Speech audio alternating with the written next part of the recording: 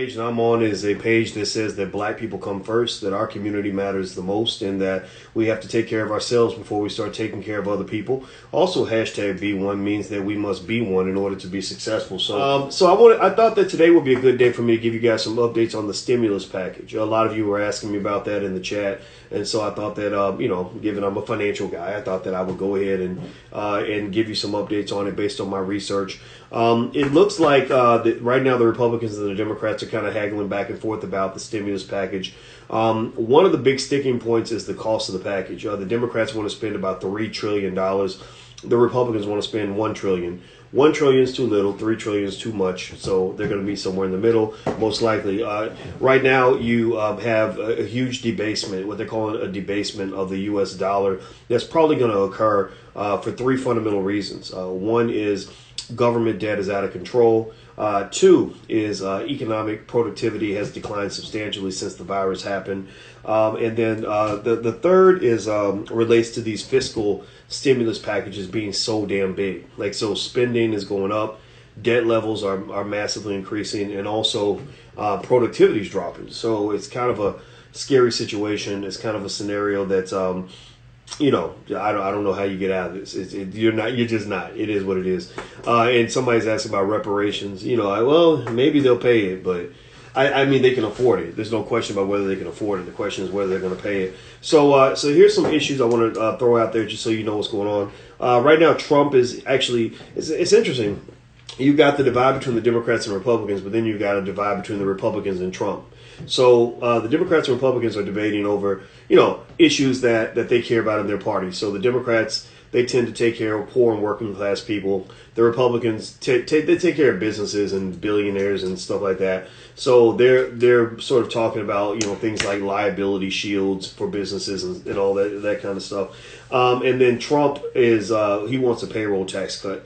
Now, I don't know if he's ever going to get a payroll tax cut out of this. He says he may not sign a bill that doesn't have a payroll tax cut. I don't believe that. I think he will sign the bill.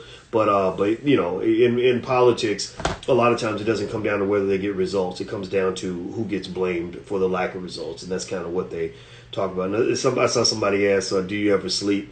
Yeah, I do sleep. I sleep really well. I went to sleep about 9:30 last night. And I woke up. I wake up 7 hours after I go to sleep. So I went to sleep at 9:30. I woke up at 4:30. So I was like, okay, well, let me just get up. The secret, I'm going to give you all a little secret to extreme productivity. This is a little secret. The secret to extreme productivity is to be efficient with your time. The same way you budget your money, you should budget your time. So the reason it seemed, for people that follow me, it seems like I'm doing a lot all the time. I'm really not. I don't work any harder than most people. It's just I don't waste my time on bullshit.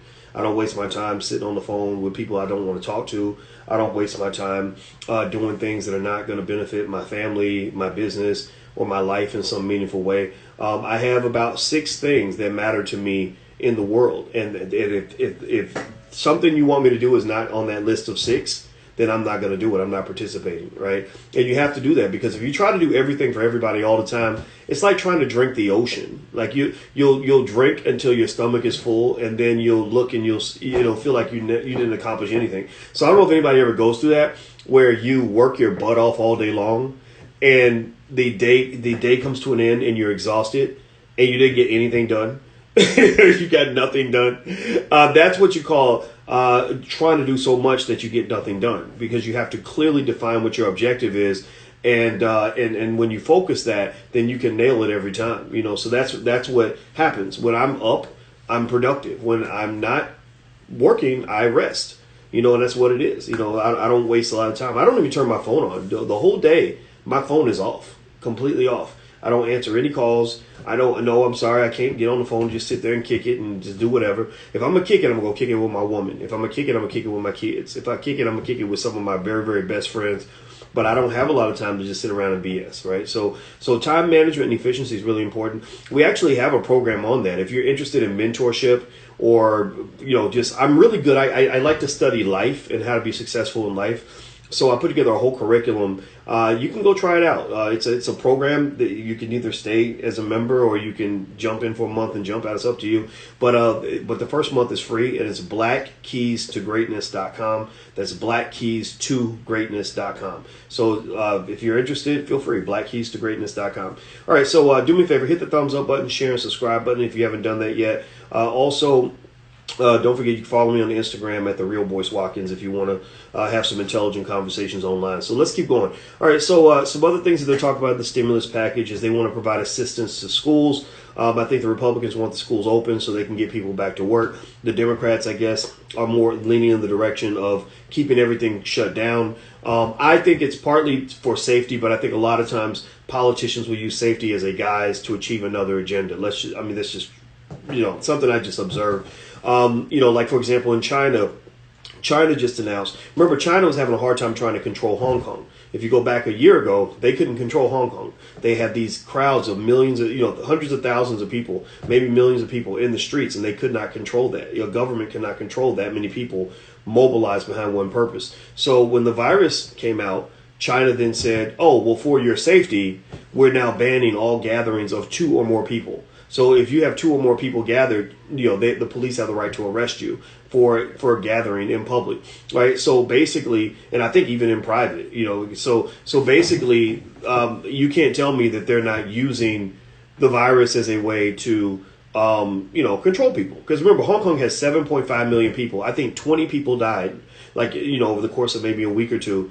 And they were like, oh my God, 20 people died. So we got to shut everything down, right? Out of 7.5 million people, 20, right? So if they're doing that in China, they're doing that in the U.S. And so I'm not telling you not to believe that stuff is out there. I'm just telling you, I like to go for facts. I like to get information. So I don't watch CNN anymore. I don't watch MSNBC. I don't watch Fox News.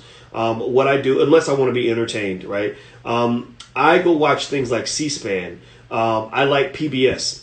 I like stuff where the media is not driven by, getting eyeballs on the screen, because the number one way to get eyeballs is fear. Fear, it's proven. There are studies on this. I mentioned to you guys that media understands that fear is the best way to get you to tune in. And when you tune in, you make money, or they make money because they can sell the ad space. So I don't want you to scare me. I want you to inform me. Right? If I'm informed, then I'm empowered. If I'm empowered, I'm less afraid. If you just scare me and say, oh my God, you're going to die, sit still and we'll take care of you. Well, I don't buy into that. That's not how I operate. And I really want you to consider, what freedom really means for you in terms of understanding. Sure, you might do what you're going to do. Of course, everybody wears the mask and all that. I wear my mask. I don't want you're not going to go out without a mask on. But don't let them think that your chances of dying are like 40%. They're not even 10%. They're not even 5%. It's not even 1%, because the percentage of the people that have actually died from the virus, 140,000 sounds like a big number when you say it. But in a nation of 330 million people, that's about 1/25th of 1%. So if you take 1% of the country, divide it into 25 little pieces, that's the number of people that have actually died. And most of those people are senior citizens. So, these facts are important. Just arm yourself with facts. Don't let these people just control you and tell you what to do. I just don't think that's the best approach. So anyway, let me keep going and get off my soapbox. Here's some other things. White House Chief of Staff Mark Meadows has mentioned unemployment insurance, retention credits, and liability shields for businesses.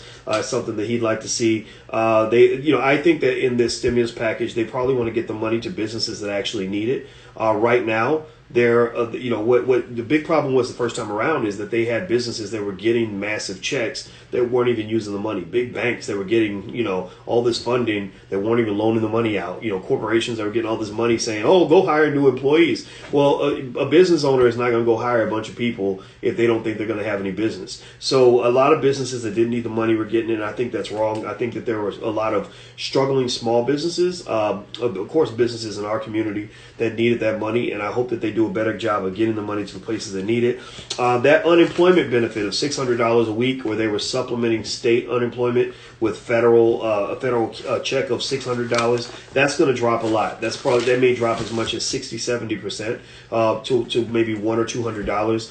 The argument that the Republicans are making is that if they make it too comfortable to stay home, then nobody will ever want to go back to work. I'm not going to judge that one way or the other, but it is something they're not going to do the second time around. They're not going to do $600 a week. That's a big check, I guess, for them. But then again, though, really, a lot of our economic problems could also be solved if they started taxing billionaires more. Jeff Bezos is worth about 170, 180 billion dollars. Why not tax people like that? Why can't he have 50 billion or 20 billion, right? It would make a big difference for a lot of people. One other thing they're going to extend most likely is the moratorium on evictions. There is an issue where because unemployment benefits are going to end soon, because that $1,200 check is really nothing for the most part, they're going to probably extend the moratorium on evictions. They put that in place during the HEROES Act. The Democrats, of course, put it into the CARES Act. The Republicans are coming to putting together a response to the CARES Act.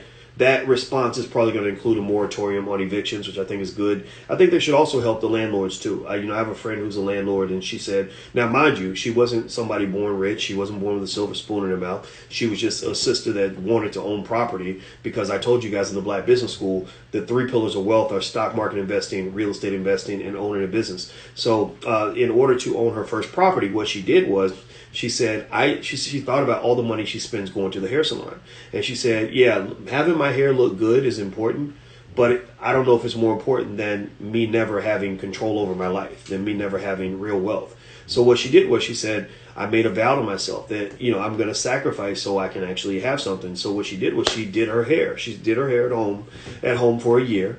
And she said, I'm going to save all the money I would have spent on hair, and I'm going to save that up for my down payment on my house. So after she got her first property, then she started going back to the salon. But during that time, she made the sacrifice, and I like that, because that's how people become successful. That's how you succeed. You cannot succeed without sacrifice. If you live every day based on instant gratification, you will not win. I guarantee you. If you're always doing what you want to do right now in the moment, what feels good, they look good, so I'm going to sleep with them. It looks fly, so I'm going to go spend their money. The money's burning a hole in my pocket, so I'm about to let it go. I don't want to do any work, so I'm going to take a nap. I want to eat, it tastes good, so I'm going to eat it. If you live that way, you're going to be fat and unhealthy.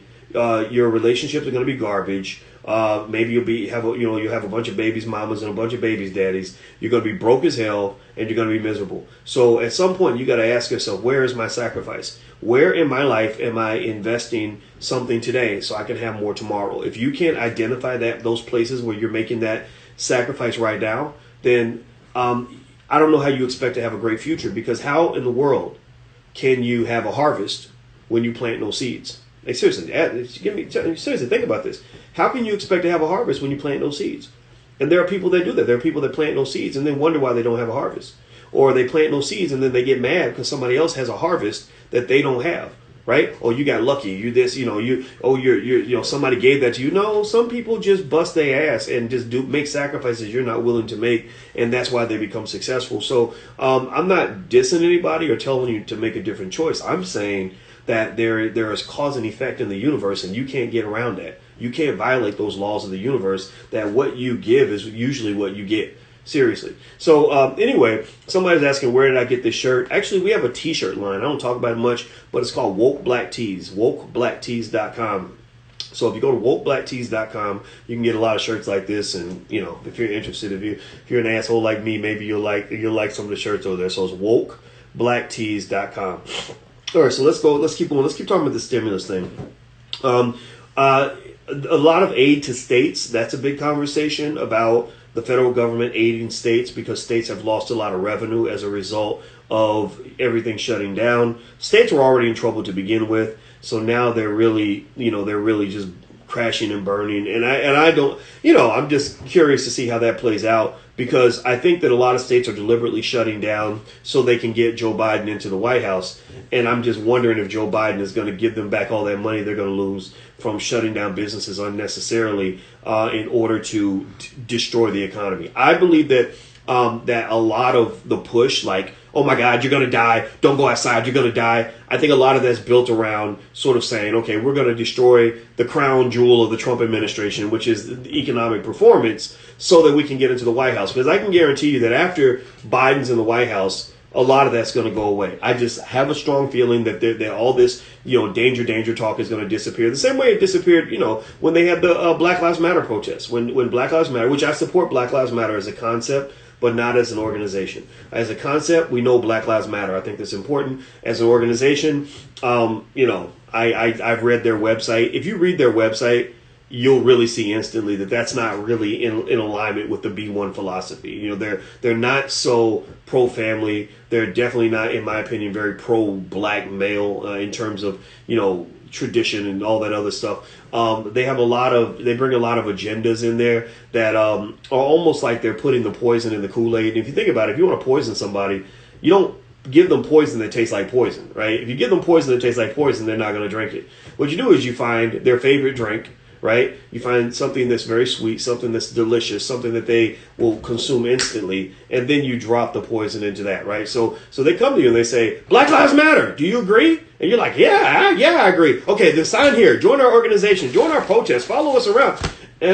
So most people don't read the fine print. It's like when Fantasia signed her contract, her recording contract. She just wanted to be a singer. She didn't read the fine print and the details because unfortunately the poor child could not even read. So later on, Fantasia realizes like, oh my God, what did I just agree to? What did I sign on to? Right? So, but there are people who read the fine print. And so there are people who went to the Black Lives Matter website and they saw the whole conversation and they saw the other agenda that was there and said, I support the concept of Black Lives Matter. And as long as you're doing something that makes sense for me and my family, I'm going to support you. But once we sort of finish and you want to take me to the after party, R. Kelly was always singing about the after party, right? So they sing about the after party. Okay, well, next week we're having this other protest that has nothing to do with you. Then you can just get off the bus and say, thank you very much. I appreciate your support, but we're going to move on now because we're not down for that. That's not how we operate, right? So I think at the end of the day, it was really interesting. And I'm observant. I observe everything.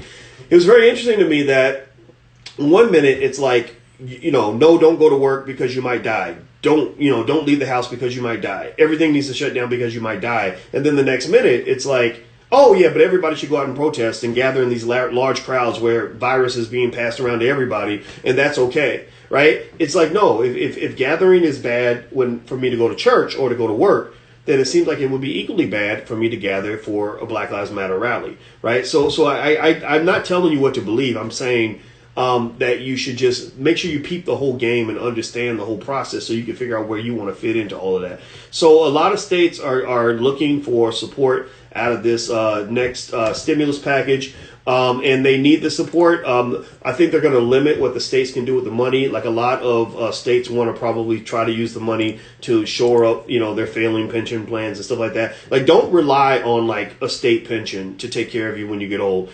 Those pensions are going to go bankrupt. Like the United States government right now, states, federal, etc., is in the middle of what you call the Great Debasement. The Great Debasement is where the value of the dollar and the fiscal strength and responsibility and capability of the federal government and the state governments is pretty much deteriorating right before your eyes.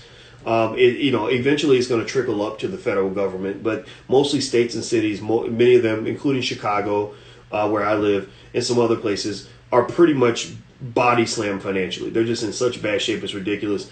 That's not a good place to get your financial security. The world's going to change. And so right now, the reason the price of gold is at an all-time high is because they're just throwing out all this money. And the dollar is dropping. Risk levels are rising because there's so much economic uncertainty. I think a lot of this could be shored up if we could get away from the political games. If we did what we had to do without making it into a game where we're saying like, okay, we don't care if the whole country burns down. We just want to make sure that our party gets elected. I'm not a fan of that. I'm a fan of doing what's best for the country, doing what's best for the world, doing what's best for the people. And I don't care if that means Biden's in office or Trump is in office.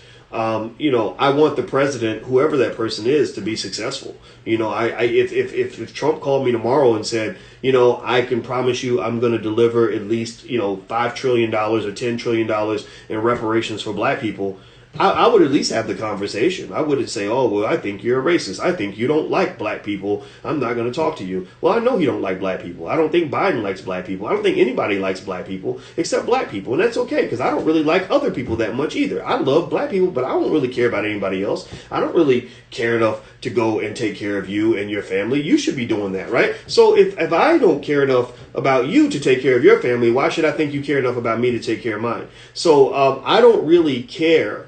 This whole I'm not going to talk to you because you're racist. That's a mindset for weak people. That's a mindset for insecure people. That's a mindset for people who don't understand the value of a basic idea called self-love, right? If you literally feel that you can't sit down and talk to a person of another ethnicity because you think they don't like you because you're black, then that means that you're looking for love in all the wrong places. Because what happens is that you start to get comfortable with people who say, well, I like black people. I like you just fine. I want to be your friend. I think black is so beautiful. You people are so great, right? And you buy into that. You eat it up, right? You take down the poisonous Kool-Aid. You're drinking the Kool-Aid and you're setting yourself up to be manipulated, because a lot of that is false. A lot of that is a bunch of BS that they're just feeding you to exploit you, to get your money, to get your vote, or to get something from you, maybe to get the athletes out of your community so they can go off and make $1 billion, right? So I'm not looking for love in all the wrong places. I truly do not care if other people like me or not. In fact, I make the assumption that you probably don't like me, and that if you're self-respecting, you probably don't think about me. I have white neighbors, and I don't sit around wondering, I wonder if that neighbor likes me or doesn't like. I have this neighbor who's like this former cop who has an American flag on his front porch or in front of his house. He drives a big pickup truck. He's always making stuff in the garage. He has lots of tools and stuff. And he looks kind of like he might be a redneck, right? He's got some big combat boots he wears, and he's always out cutting the grass and everything. And I don't, not one time do I sit back and say, I wonder if that white cop hates me because I'm black. You know what I do?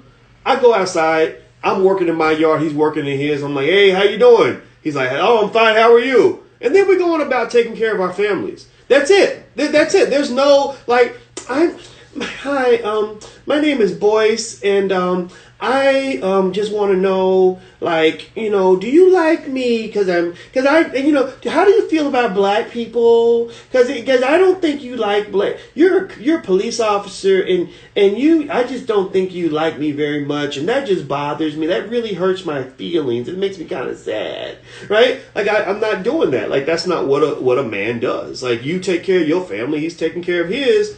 I live my life, you live yours. You stay off my grass, I'm going to stay off yours. Maybe we'll get together and sit on the front porch and we drink a beer. I don't drink beer, but if I did drink beer, I would. I'd be like, okay, I don't really care. I don't care. Right? So let me get off that soapbox. I'm sorry. Y'all know how I get. But I think these things are relevant. I think that if you can't connect your economic strength and success to your own self-worth, then you don't understand what success looks like.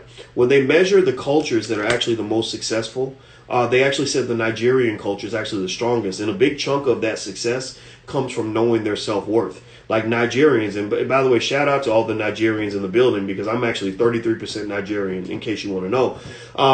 The Nigerian culture has tremendous pride in being Nigerian. They're so proud of being Nigerian that I don't think they really care if you think that it's good or bad that they're Nigerian. They don't really care if you like Nigerian culture or not, because they love their culture so much that what you think doesn't actually matter. So I think that for black people, success starts with understanding your own self-worth. And I don't think that we get that completely. So last couple pieces on the stimulus package. Do me a favor, hit the thumbs up button, hit the share button, hit the subscribe button. Also, I want to give you a quick reminder. We're doing the Black Stock Market Weekend on the weekend of August 7th. In that weekend, I'm going to go through an 11-step methodology that I use to pick stocks and decide which stocks I want to add to my portfolio. So you're going to learn a lot. It's a 3-day digital conference, so you can attend from anywhere in the world, and it's really, really awesome. So if you're interested, feel free to go to blackstockmarketweekend.com. That's blackstockmarketweekend.com. All right, so the last piece is Senator McConnell. Mitch McConnell is talking a lot about liability. He wants companies to have liability protection against the virus. That's a big deal. And also the Republicans want these return to work bonuses so that people will be incentivized to go to work. and also in conjunction with that, there will be and there should be incentives for employers to hire people. I think that you want, in a way, it's almost like stimulating economic fertility. It's like if you want the men and the women to get together and make babies, right? Then you'll bring them together and maybe you'll do something that's going to make the room romantic and do things to get them to want to be around each other and make love with each other, play some music, put some, maybe have an open bar, right? So everybody can get a little tipsy, right? Because your goal is to bring people together. So basically, economic love is the same way. They're trying to get businesses and consumers and employees to start making economic love again, right? Where they bring them together and they say to the employee, look, we'll give you extra money if you go to work, right? Which is great, which is cool, right? And then they tell the business, oh, we'll give you these extra tax credits if you will hire the employee. So then everybody wants to get together, and then you have a system. You have people coming together, and that's what builds economic strength. So the same thing is true with black people and black-owned businesses and us supporting our community. The more we come together, the better off we are. The more we're fighting, the more we're divided, the more we fear each other, the worse off we are, right? Because right now the economy is dead because there's so much fear. There's economic fear, and there's fear, health-related fear. There's just all kinds of fear. Fear is the enemy of economic progress, right? So fear and fighting, those are a couple of things that destroy economic progress. So if you want your family, for example, to build a strong, prosperous business, try to find ways, maybe even bring a therapist into your life. Like a great investment for your family and for your relationship is a therapist, because a therapist can help you work through your trauma so that you don't allow fear and fighting, which are kind of connected, right? It's all sort of the same measuring stick, right? I fight you because you hurt my feelings, because I'm afraid of rejection, because I was rejected by my dad when I was a baby, and next thing you know, we're getting a divorce, right? Which is going to destroy wealth. Well, having something that actually creates what you might even call a relationship lubricant, if you will, allows you to find a way to come together and work together, which creates prosperity for everybody. That's one of the reasons why I discourage, I see everything that's happening on the internet. I know a lot of people, I have a lot of friends, and whenever I see two people fighting or a group of people just going at each other, I either try to squash it if I can, or I try not to be involved, because I don't really see how black people fighting is ever going to really help the community to win, right? And a lot of the fighting is based on fear and trauma and emotions and everything else. And I personally, I'm a big fan of the Nation of Islam, because I love the way the Nation of Islam has a protocol to deal with those sorts of conflicts, which is critically important for you to be able to have the unity necessary in accordance with the B1 philosophy, where we must be one to be successful. There's a process to be able to overcome that and allow everybody to be successful. So that's what I encourage you to do for your relationship, your marriage, whatever the case may be. Look into getting some therapy, because therapists are great to help you figure out how to have conflict and have it be productive. If your family has trauma, maybe get a therapist for your family, right? Because what that'll do is that'll open the door for you to maybe be able to trust each other enough to do business together. And one of the greatest assets in my life is not a financial asset. It's my relationship with my family, particularly my brother. My brother, I used to change his diapers when he was a baby, and he's been my number one business partner up until this day, where he's not only helped me obtain certain levels of prosperity, but there's also trust there. Like, I trust him, and I know he's not going to stab me in the back or screw me, and that allows me to really operate in a more open and fully functional way, as opposed to having to look over my shoulder all the time, right? So just keep that in mind when you think about everything that happens in your life. It's all connected. Your economic success cannot be put in a vacuum and not be related to your success in your relationships. Those two things are very deeply connected. So anyway, I'm out of here, guys. I hope that this helps you. Thank you for listening. Make sure you subscribe to the Black Financial Channel. That's theblackfinancialchannel.com. Follow the Black Financial Channel on Instagram. That's theblackfinancialchannel.com. Also, next week is the Black Stock Market Weekend. If you want to check it out and you want to participate, go to blackstockmarketweekend.com. That's blackstockmarketweekend.com. I'm Dr. Boyce Watkins. Have a good day. I'll see you guys soon. Take care. Peace.